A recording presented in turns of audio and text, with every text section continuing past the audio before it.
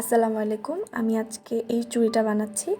একটা প্লাস্টিকের চুড়ি নিয়ে নিয়েছি, বাজনা নিয়ে নিয়েছি কিছু, লম্বা শুরু করে কাটা কাপড় নিয়েছি একটা, সুই, সুতো, আর আমি ইউজ করছি B6000 এই গ্লুটা। এখন আমি কাপড়ের এক সাইডে গ্লু লাগিয়ে কাপড়টা একটু ফোল্ড করে নিচ্ছি, যাতে কাপড় কাটার যে এক্সট্রা সুতোটা ওটা যাতে দেখা না যায়।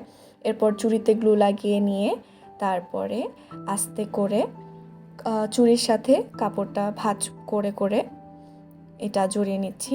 পুরোটা যখন কমপ্লিট হয়ে যাবে লাস্টের দিকে আমরা কাপড়ের দুই সাইডটাই ফোল্ড করে নেব, যাতে কাপড়ের ওই এক্সট্রা যে কাপড়টা যেটা সুতাটা দেখা যাচ্ছিল ওইটা যাতে না দেখা যায়। এরপরে এক্সট্রা কাপড়টা কেটে ফেলে আমি লাগিয়ে নেব। এরপর আমি এরকম দুটো চুড়ি বানিয়ে নিয়েছিলাম।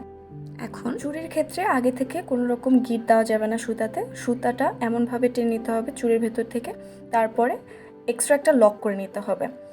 তারপরে দুইটা বাজনা নিয়েছি, নিয়ে তারপর চুড়ির সাথে সুন্দর করে টাইট করে লক করে দিতে হবে,